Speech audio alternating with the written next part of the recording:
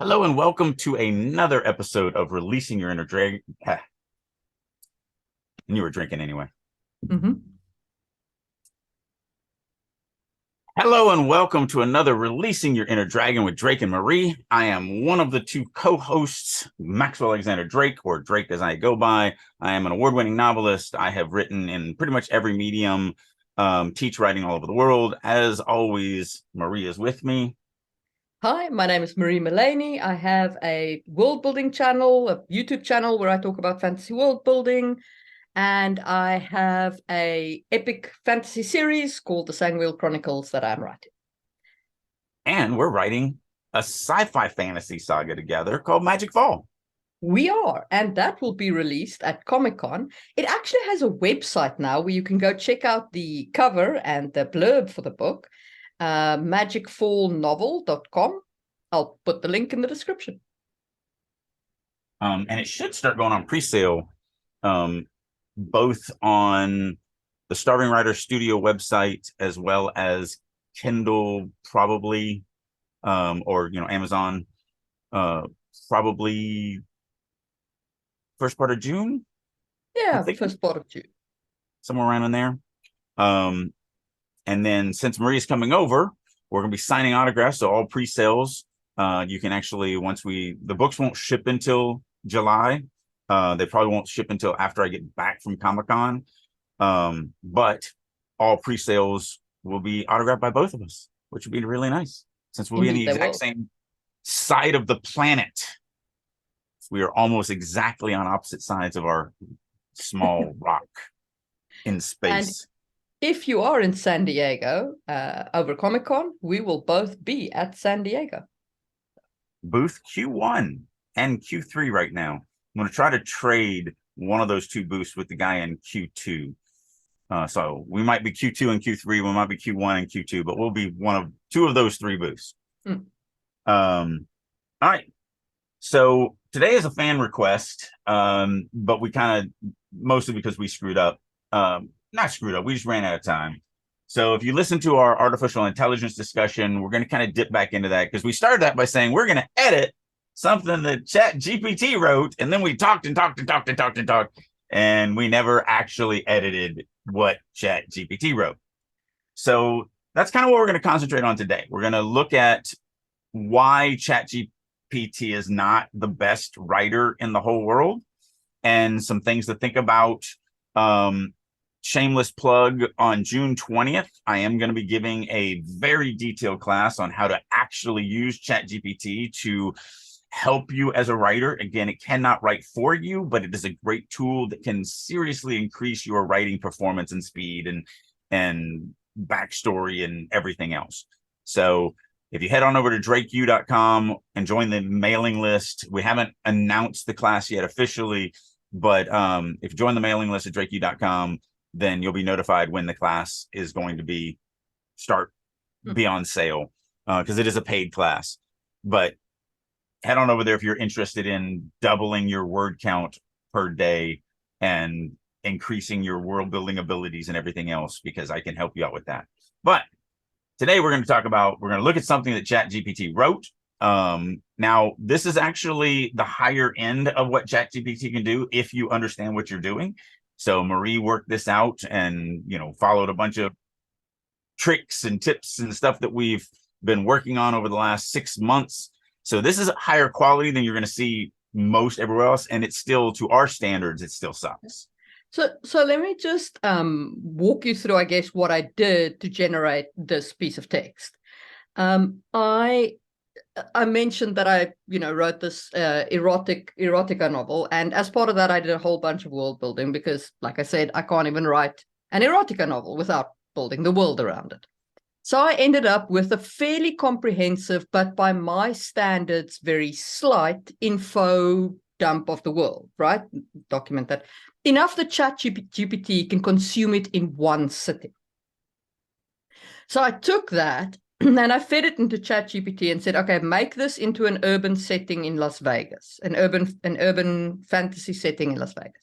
So then I took that modified info dump and I said, now write me a noir detective style opening chapter where the following events happen. And I gave it the events one at a time, each time specifying, I want a noir voice, showy language, emphasize the emotions, never tell. It still tells, but at least it gets better. Right. So yeah, so this is a lot of tricks and tips that we've developed that to produce this level. And yeah, when we're reading this, you might go, wow, I've read at least half of the self-published stuff I read is that good. I'm like, yeah, it is, but that everybody should know how I feel about half of the self-published stuff that's out there. And so I look upon this with disdain as well.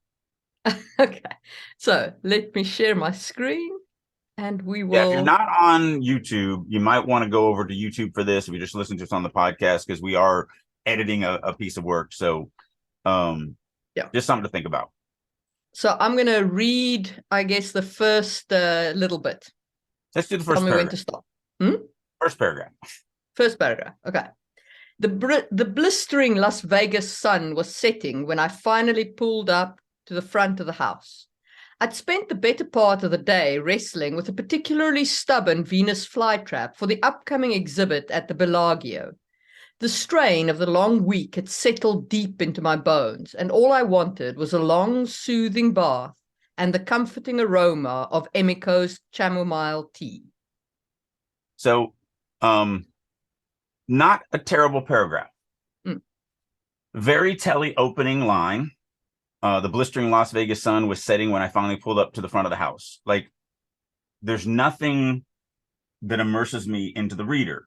So, like, you're telling me that it's a blistering sun, but how does that affect the POV character?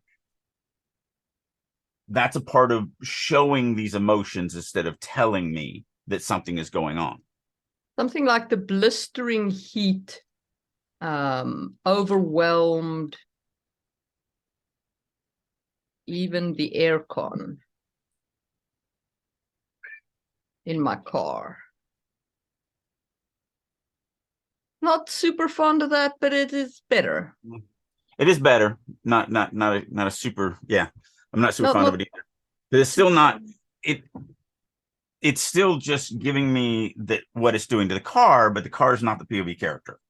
So, the blistering heat of Las Vegas smashed into my face as I open my car door, something like that, where we actually are getting some actual feelings about it. So again, I always try to bring everything as it affects the POV character. I mean, hold on. We're in a car. All right. So if we assume that we're driving in a car, we're pulling into our driveway, we have aircon on, right? Certainly. But we can start the story anywhere. I could start it. No, I know. But let's say we're starting it here, right? And for whatever reason, we're married to starting it here. You're not noticing the heat first. Right. You're noticing the light in your eyes first. Right. Yeah. So really, if you want to think about it like that, then it would be, maybe turning left onto my street. I threw my hands above my eyes to shade from the bright, whatever. I hate writing out of my mouth. I got to drop out of character. But so if that's what we want to focus on, but then again, still now we're affecting the POV character. The light is affecting me. I was actually starting it, and you can start scenes anywhere. That's the beautiful thing. So I was starting it where I've already parked my car in my driveway. And so therefore, as I open the door and step out of my air-conditioned car, I'm going to get hit with this, brutal heat that is Las Vegas. So yeah, either way, I mean, it doesn't matter what we write. I just really want to point out that the first line is a big tell, and it doesn't connect me to the character anyway. You're just telling me that we're in Las Vegas, that, also the finally pulled up, like, not a great word. Well, not only is it a crappy telly, however, but also you literally are starting the first sentence with backstory. Yeah. Because now you're going, oh, I was doing something before this, and now I'm doing this. Well, what was I doing before this? Like, why are you even mentioning that to me? So I'm okay with a paragraph conceptually, but it's, as you said, that first sentence is just very telling. And Chat GPT is married to time words. Finally, suddenly, then it is married to them. It has put a ring on that finger and it is walking it down the aisle. Like, and it's having an affair with time words, with wishy-washy words like seem to, sort of, almost like that is definitely its mistress that it's boffing on the side. Yeah, for sure. Which is funny because this doesn't have a lot of them. There was one that we'll get to in the third paragraph, but for the most part, this one was fairly clean. A lot of stuff that I get to. I do say to it these days when I'm asking for this level of prompt, I do put in my prompts, use strong verbs, which does help. I have that as well. I also have one of my rules in the prompt is do not write, quote, seemed to, end quote. Instead, do the action. Here are two examples. And I like one of them is don't write time seemed to stop. Instead, write time stopped. And it completely ignores it.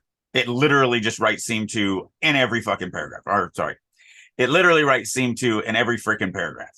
Like it just does. So it, again, we're talking about, that's why we say it's married to these, because it will not give them up. It won't give them up. It doesn't matter what you tell it. It is committed to writing in this way, and nothing will change that. So. I hear that you're giving me a rule not to do this, but you can't mean that. So I'm just going to go ahead and do it, because obviously that was a mistake on your part. Because seem to is awesome. Love seem to. Everything seems to. You seem to have misunderstood the power of seem to. So I'm going to write it. And I don't think that word thinks what you seem to think it means. Yeah.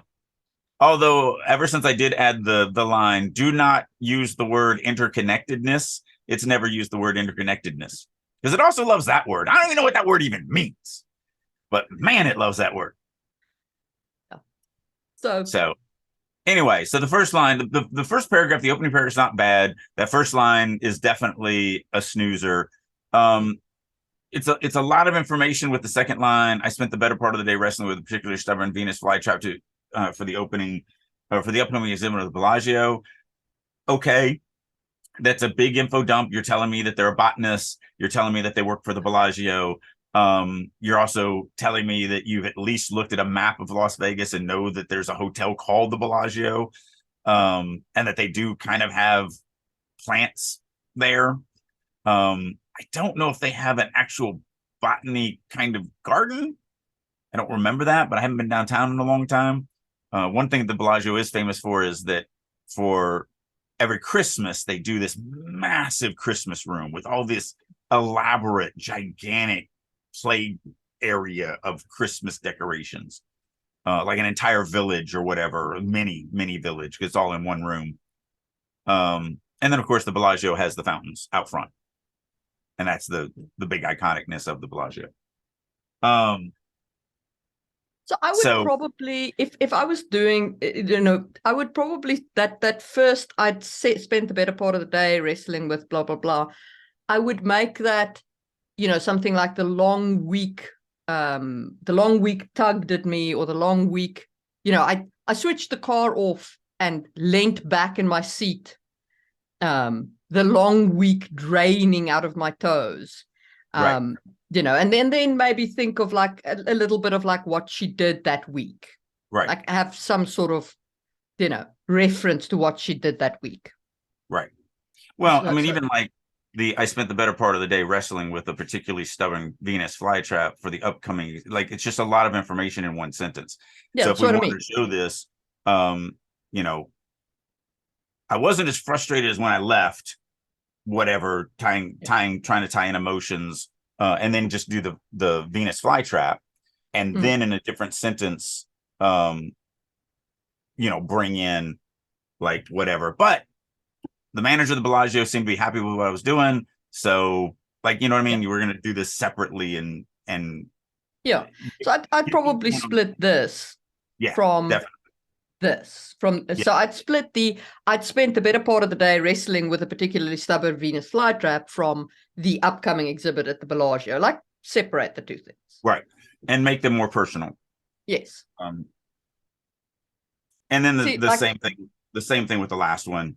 That can be, the end of it is actually okay, but it's just too much information in one sentence. It's a long run-on sentence, and it does like a long run-on sentence. It does. Oh my goodness, it likes a long run-on sentence. So yeah, so I would use a lot of the kind of concepts of this first paragraph, but I'd pretty much rewrite every sentence in it. Right. Yeah. All right. Second paragraph. As I unlocked the front door, the first thing I noticed was the eerie silence. Usually, a quiet house was a sign of peace. Today, it felt like the calm before the storm. Stepping inside, my heart plummeted. Okay, this paragraph hits all the buttons. Yeah. It's got, so it's got the first thing I noticed, which is a very nice, like, piece of filtering. Yeah. So here's the interesting thing about Chat GPT. So one of the things about Chat GPT, which is interesting, is it knows a lot of grammar. It understands a lot of writing grammar. Like, because I've had as I discussed in the last AI, I've actually had long conversations just asking it what it knows and what it thinks things are. The one thing that it is 100% wrong on is what filtering is. It does not know what it is. Its definition of filtering is wrong. And so it filters a lot because it has no idea that it's doing something bad. So, like with this line, as I unlocked the front door, the first thing I noticed was the eerie sound. Like, so now we have, so the first part is just a dependent clause. It's an introduction. It doesn't have it's not a complete thought. So we get into the second part of the sentence where we have, I noticed, but I don't want to look at me. The cool part of the sentence is the eerie silence. As I unlocked the door, eerie silence greeted me or something, or eerie silence soaked, saturated the air would probably be a better one. Oh, I like that one. And I'd probably go with and. So as I unlocked the front door, an eerie silence saturated the air. So we don't want to filter. So that gets rid of the filtering there. Then we have, usually a quiet house was a sign of peace, which, I mean, okay, yes, I guess you could say that is a piece of information the reader should have. Well, it's a dichotomy for the next, usually this, but today that. Yeah. So it's a setup. It's not particularly, I don't like usually, it's a crappy adverb. It's also not connected to the POV. Yeah. You're just saying usually a quiet house is a sign of peace, but to who? It's not connected to anything. And so again, it's the same thing as about the first paragraph. I'd want it to be more personal to the POV. I would tie it like, now I know obviously what this house is because I gave ChatGPT the whole layout of the house and like who lives inside it and yada yada. Right. But I would probably have done something like, as I unlocked the door, I missed the sound, or or something like in this sentence, I should have heard the sounds of the resident fairies galumphing towards the door, or something like that, right? There's like, what am I missing? Right. Which I'm not here. Making it personal to the POV. Yeah. But then we get into the second sentence, and as I always say, you should never write the word feel or felt in narration. Right there. It's always a crappy tell. So today it felt like the just let it be. So first of all, but secondly, we always want to work out those feel and felts. You're going to have a few of them. They're going to be in there. I have a few feel and felts in my stuff too, but it is definitely one that I try to never have in there. I have made it an absolute rule that it is only there if it's in dialogue. Right. That's my absolute rule too. But sometimes I bend rules and break rules.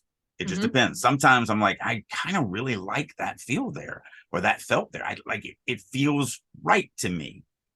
And so, again, I don't mind bending and breaking my own rules. Yeah, I just haven't found a place where it really worked for me. But regardless, it doesn't work for me here at all. No, no. And it's going to do that constantly because it has no idea that that's a telly. Again, it's a very telly thing. So here I would probably rather say something like, anticipation lingered on my, lingered against me, or anticipation hovered in the air, or something like that. See, and I'd play off of the eerie silence saturated the air. Yeah. So I would go right into like all of those two sentences, the usually and the today. I would. So if I wrote the line, as I unlocked the front door and eerie silence saturated the air, the next line would be about my emotional reaction to that. How does that make me feel? Why am I affected? Why would I notice that silence saturated the air? And then does that make me feel good? Like an eerie silence saturated the air. And I'm so awesomely happy that I'm finally in a place of peace and tranquility. Or am I like, oh crap, this is never a good sign. And so that's the next sentence is going to be that. My next sentence is going to be, how is the POV affected by the fact that an eerie silence saturated the air after she just unlocked this front door? And so that's when you get making everything personal to the POV. Everything matters. So I put in there, the lack of tiny footsteps made the hair in the nape of my neck rise. And then here you can go like stormy and dissipation filled the house. Something like that. And I can't, if you're going to go there, I kind of do like the a stormy anticipation filled the house, comma, like the calm before a storm. You might want to get a little bit more poetic and, If I'm going to do that, then I like anticipation filled the house like the calm before the storm. Pretty sure no comma. I will bow to you on that. I depend entirely on pro writing aid for my commas. I have no idea how commas work. I just trust the freaking AI. That doesn't make any. It always boggles my mind that people don't understand commas. They're so simple. The rules are always use a comma in these situations, unless this is going on, and then never use a comma. Unless this other thing is going on, then you could use a comma, or you could not use a comma. Or unless you just don't feel like it, you can do whatever the hell you want with commas. Like, what's so complicated about that? Someday I'll explain to you how Finnish dots work, and then I'll say, I don't see any reason why it's complicated. No, commas are stupid. Like, they are literally the dumbest thing in English language. Like, but it is something, even as skilled as I feel like I am in commas. That's why I said, when I said that, I didn't say no comma there. I said, I'm pretty sure there's no comma. It's never I 100% am sure that this comma goes here or doesn't go there. It's always, I'm pretty sure, I kind of think, probably not. It's always wishy-washy with commas. Yeah. It just is. Yeah. As I said, I trust pro writing aid for my comma use. Yeah. But it's even the only way I get it through wrong. them. Even it gets it wrong. No, I'm sure it does, but it probably gets it more right than me. You know what I mean? Right. So yeah, that's the thing. Well, again, English is like your 82nd language, so it's not surprising. Well, the readers don't care. Right. Okay. So third chapter, third paragraph. The living room looked like a tornado had blown through it. Cushions were tossed haphazardly around, and a small lamp was lying on its side, the bulb shattered into a million tiny shards that reflected the last rays of the setting sun. Plant pots had been knocked over, the rich soil scattered across the Persian rug. Our collection of antique books, once neatly arranged on the mahogany shelf, now lay strewn across the floor, pages fluttering like wounded birds. Okay, so there's imagery in here that I really like. But man, the wazzing and the whirring going on here needs to be fixed. There's a lot of passive voice.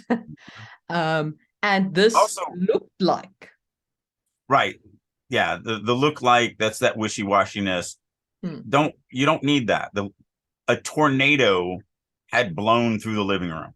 Mm-hmm. Yes, there are word Nazis out there. I get in a lot of trouble with them when I run into them. That'll be like, but a tornado didn't actually run through it. No, it's called storytelling. We're using similes and imagery and everything else. My favorite was, I almost got kicked out of a writers group one time early on, before I was a published writer, because, and it wasn't even anything I wrote.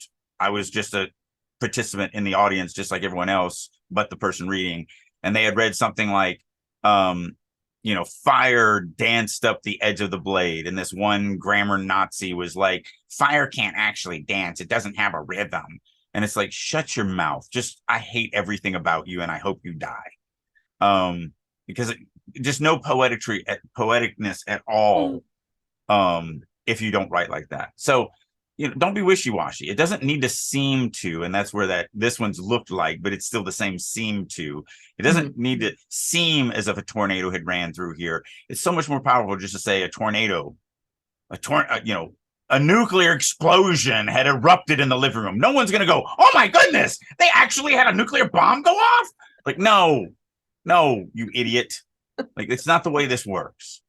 So it's so much more powerful just to use the imagery in a strong way as opposed to that. Also, for the rest of it, rule of 3. You really do want to stick with humans like 3s. We just do. It's just the thing. So here we have 4. We have the cushions, we have the lamp, we have the potted plants, and we have the books. So we have 4 things that we're dealing with. And that's just one too many. I would keep the lamp. I definitely keep the lamp, and I'd keep the books because I love this imagery of pages fluttering like wounded birds. That's a great line. And we talked about this before we started recording. Yeah. Sometimes Chat GPT really does write an amazing line. Just one line, but like, this is it. Our collection of antique books, once neatly arranged on the mahogany shelf, now lay strewn across the floor, pages fluttering like a wounded bird. Like, the imagery of that, the poeticness of that, the world building, now we know that they have a mahogany bookshelf, so this is probably not a cheap apartment, or a crappy house in a crappy neighborhood.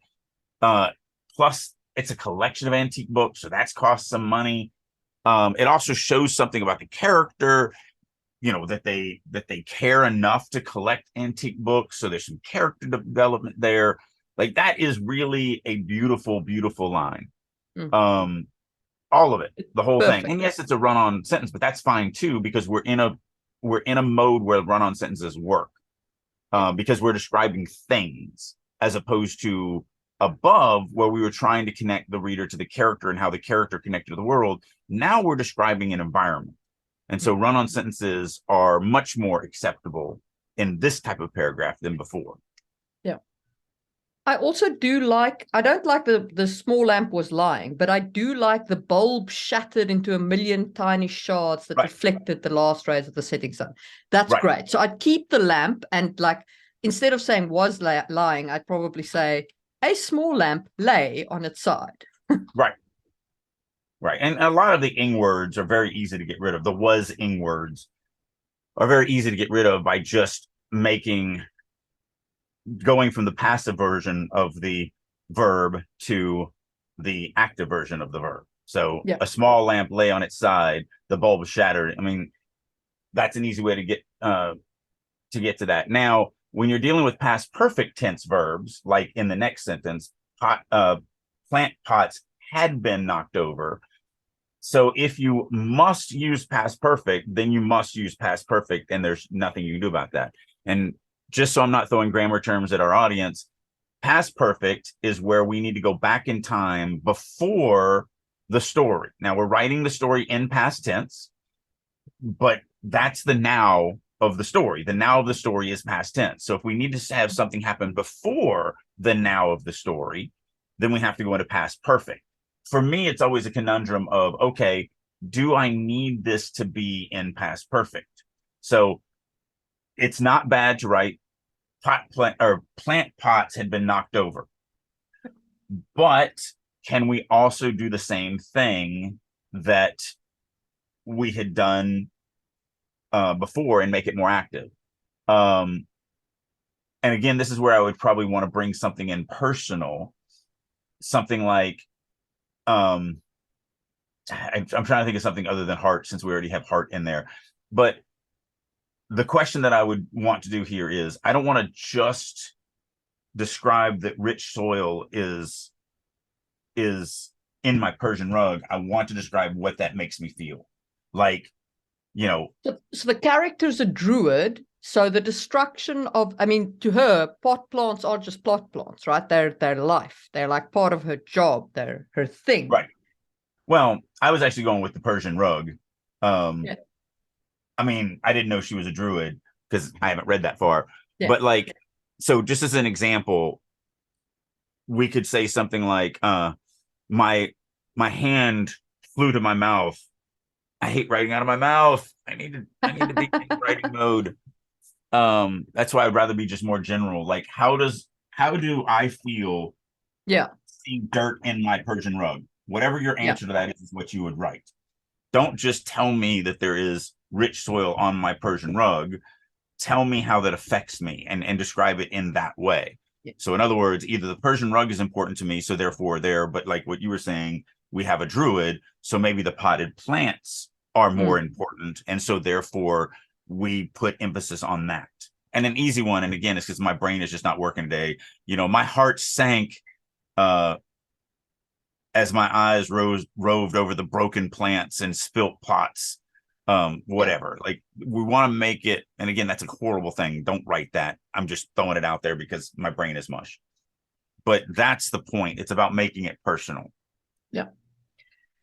So yeah, that would probably be what I would keep out of this paragraph. Right. And I do love that page, just fluttering like wounded birds. That line is perfect and stays. Yeah, and you don't need now.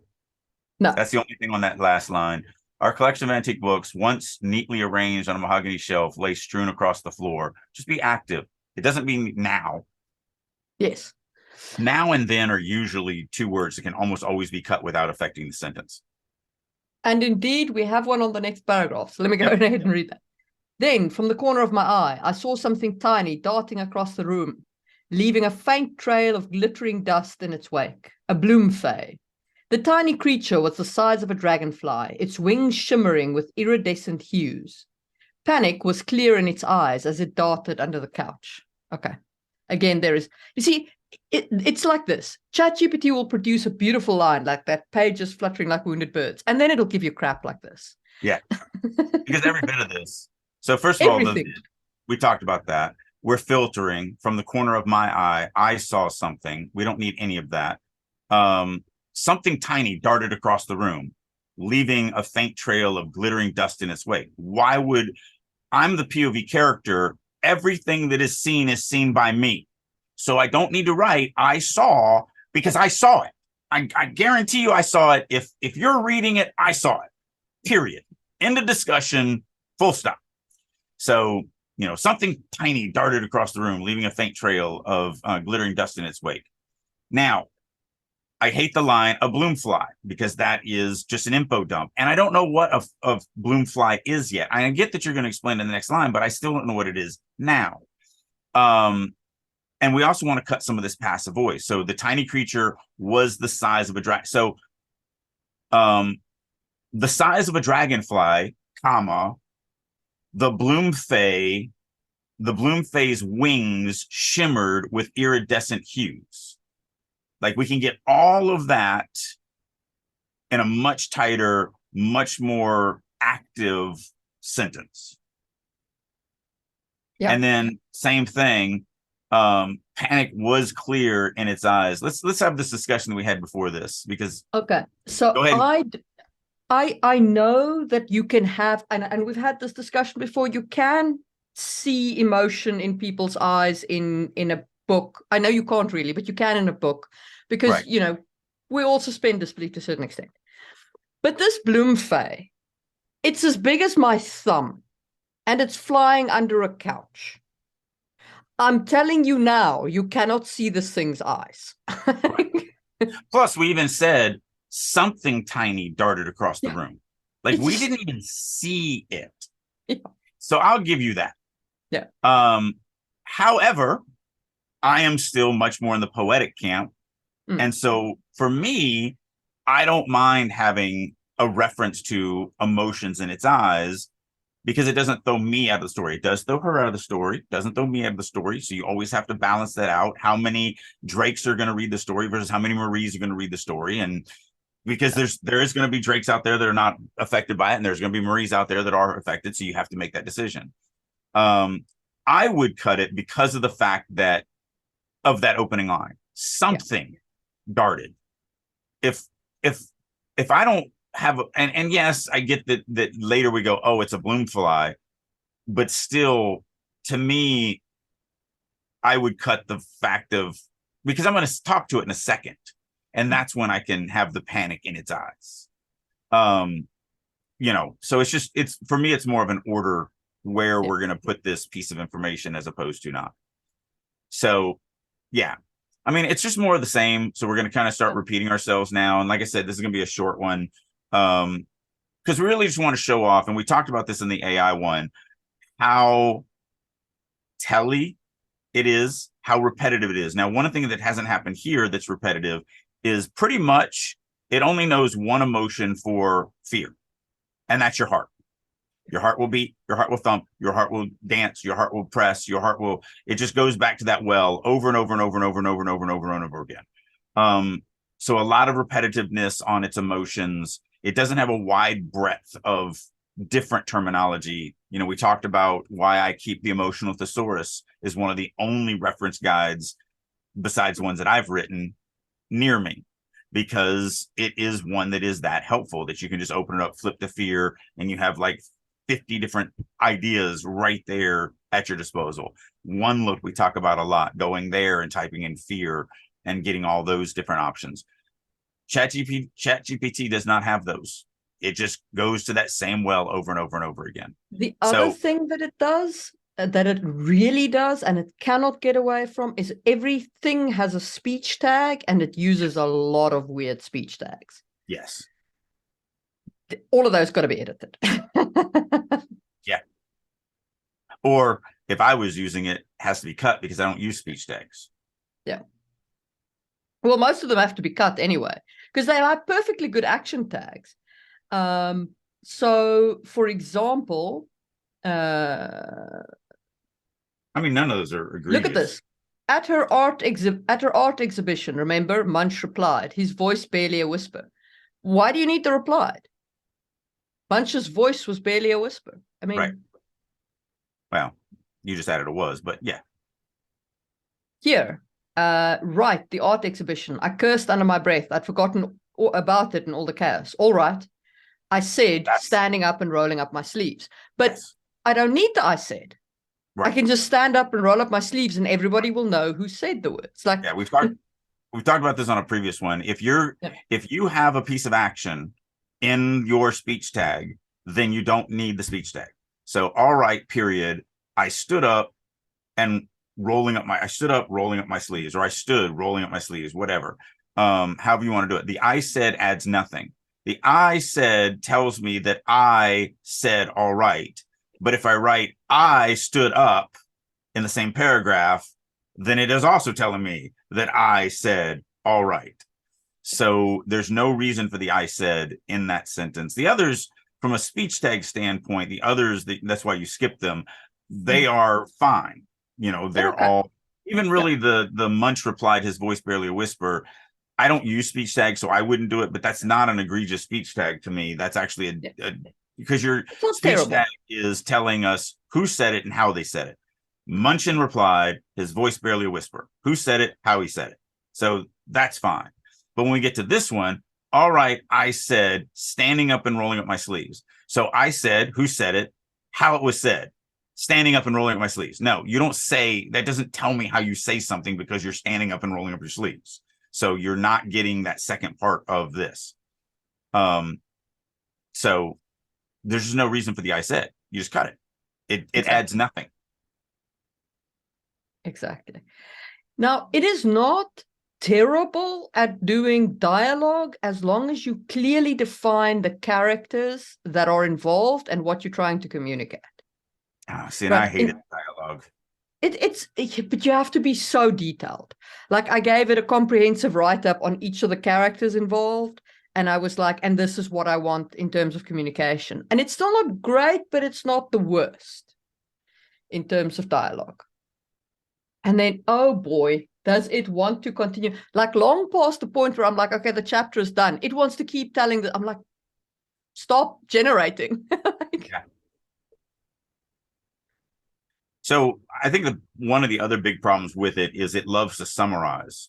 Yes. So at the end of everything that it writes, it then likes to go, and then I sat back and contemplated what I would do next or something like that. And it's just like, oh my gosh.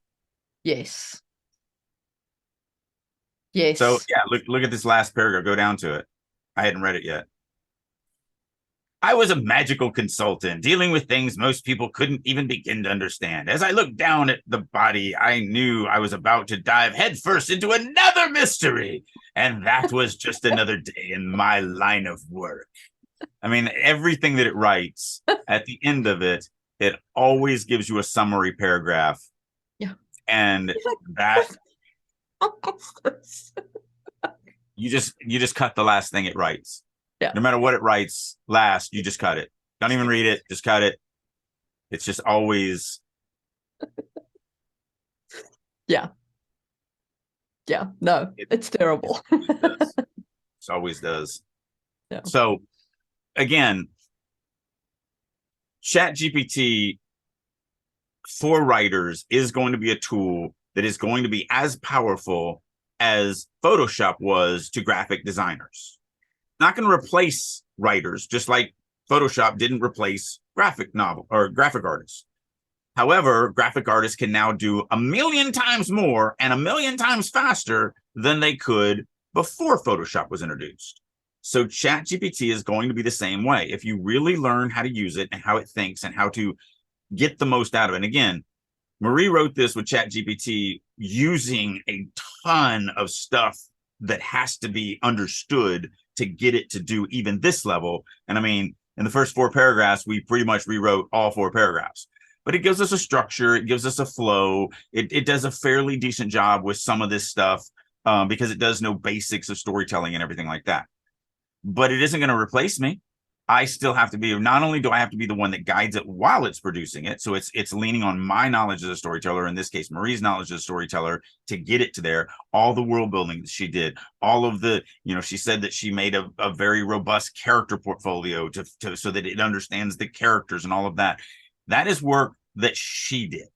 That is her artistic abilities and her knowledge of storytelling that is being used to guide it. And then afterwards, we now have to come back and use our, and she could have done this herself, but there's 2 of us now that are editing it. We're using our knowledge and skill of storytelling and structure and sentence structure and, all the different aspects of creative writing to take what it generated and take it to the level that it's actually at a professional level. And I think that, look at how much we've edited on this thing. And it isn't where I would feel that this first page is edited. Oh, no. We kind of. This is not, this is very much out of our mouth, off the back of our hands, kind of back of the Soviet editing. Right. But the thing is, it spat out this overview of the chapter.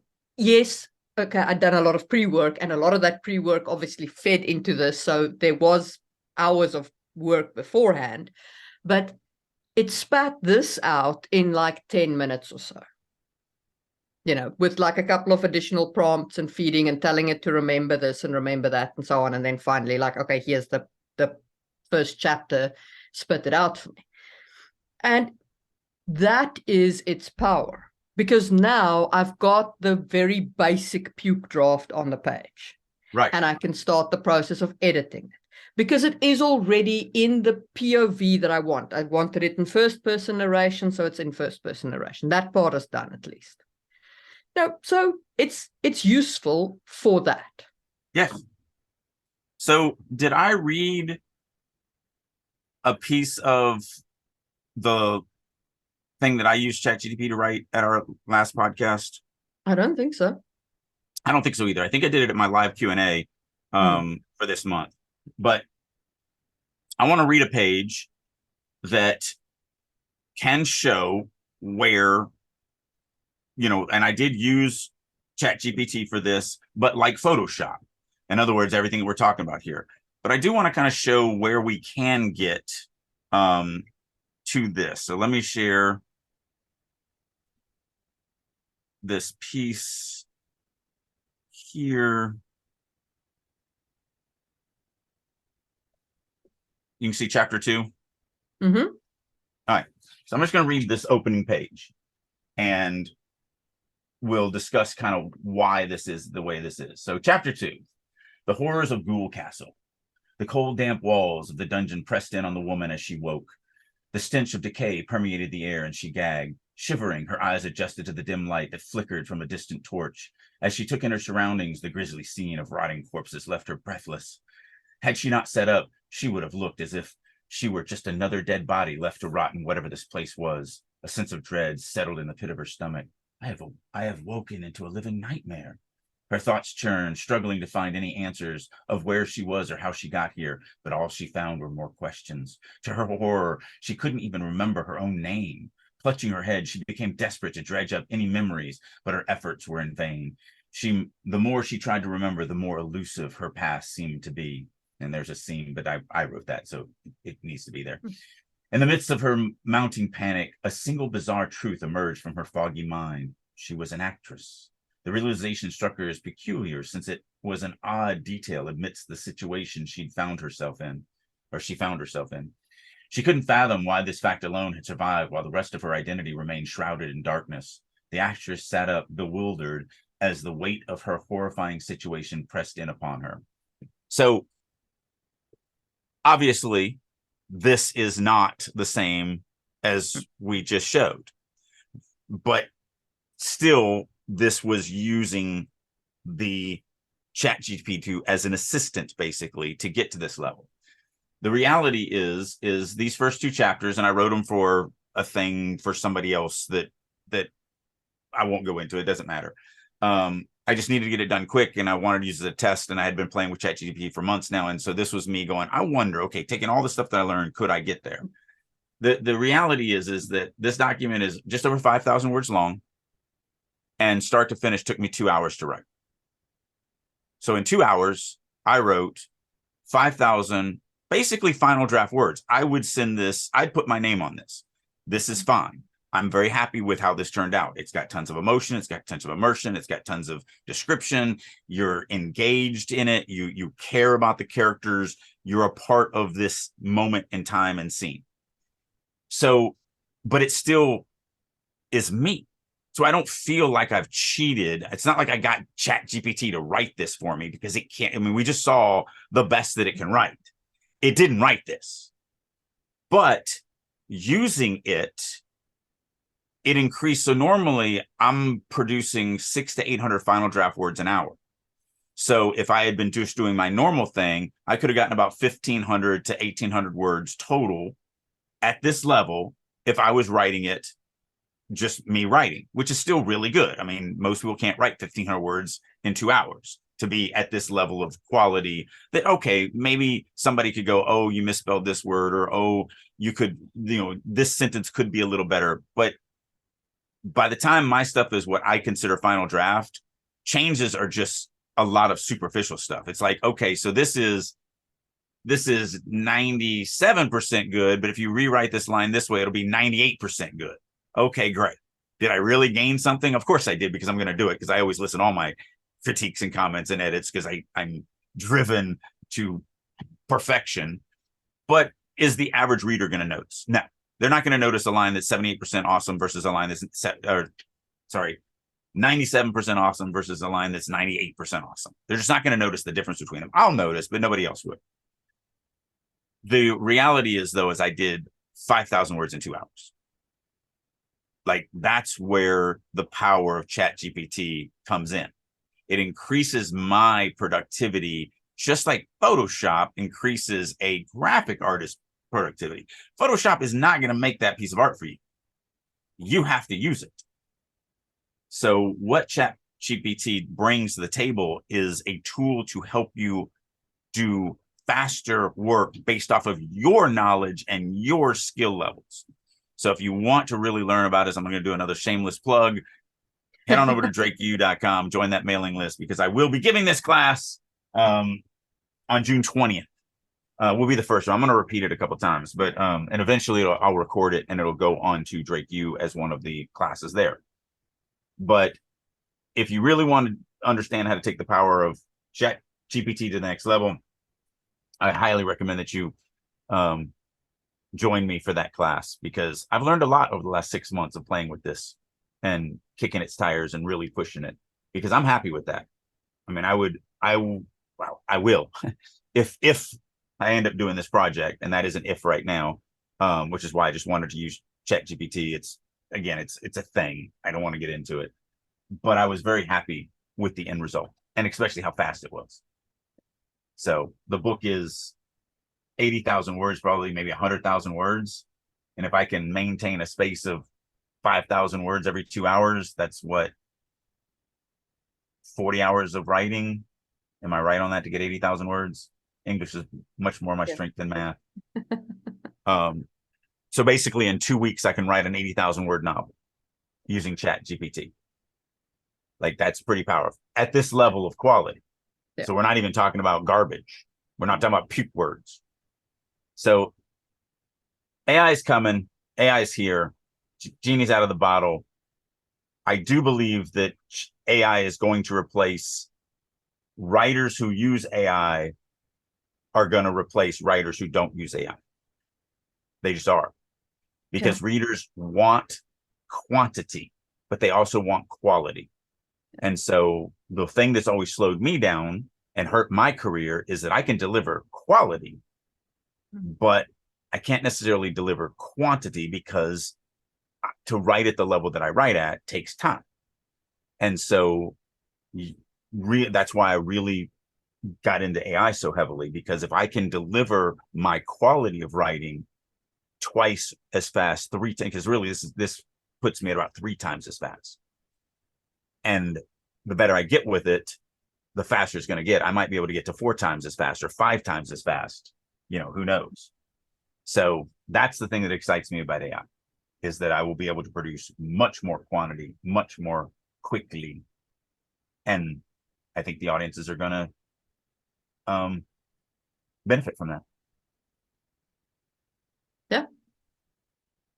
So my thoughts on AI is, you cannot use it to write for yourself. You are going to have to edit it very heavily.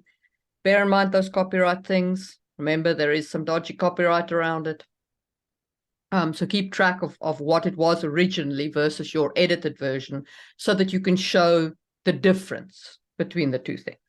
Well, also, even if you can't copyright, so like, I have a comic book project that's been hanging over my head like a specter that I'd love to get done, but I don't do art. And one of the reasons why I've been playing with Midjourney a lot is to see if I can make this comic book.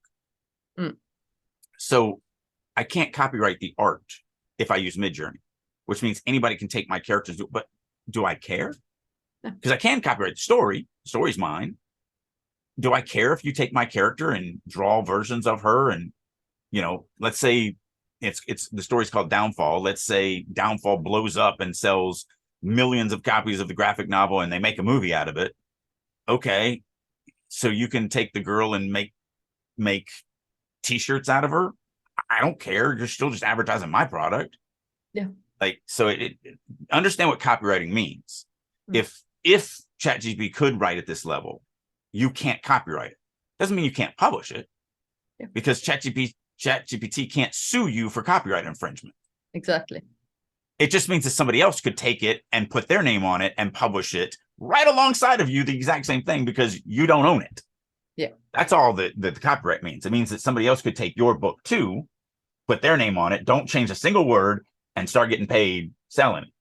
Yeah. And then you're just competing with each other from a marketing standpoint for people to see who they buy it from. It's sort of like right now, I could take any book that is, like, I could take Shakespeare and I can literally publish everything Shakespeare's ever done under my name. Well, I mean, I'd still want to put Shakespeare on it because that'd be the selling point, but I could literally, you know, create my own little publishing house and just republish all of Shakespeare's stuff because no one owns it. Exactly. It's gone beyond copyright. It's all open domain now. So if you buy it from me, I get the money. Yeah. All of it. Yeah. And that's why you have so many different publishing houses that will do so many of these out of print or, you know, out of copyright stuff. They'll do their versions of, you know, whatever book. Yeah. So because it doesn't, you know, they're just getting paid for publishing that book now. Exactly. They don't pay royalties to anyone or anything like that. So that's all it means with the copyright. Now, you steal something I wrote that you don't own the copyright on, I can sue you. Yep. So that's the difference. So copywriting is not that important to me as much as like if I was plagiarizing someone else. That's completely different. Because technically, if you just have Chat GPT write something for you and then you publish it, you are plagiarizing. But you're not plagiarizing from anyone who can sue you because they don't have well, they don't have it's not an entity. But you it's still plagiarism. It's lying to your audience. You know, if you've done nothing to the text, right. If you've done 100% nothing to the text, you're kind of lying to you. What these guys are doing with Chat GPT, if you watch these YouTube videos, they literally come up and go, give me an idea for a, you know, I want to write a story. What genre do you think I should write in? And then they pick it and they go, okay, what do you think the story should be about? And they pick it. And they say, what do you think the character should be like?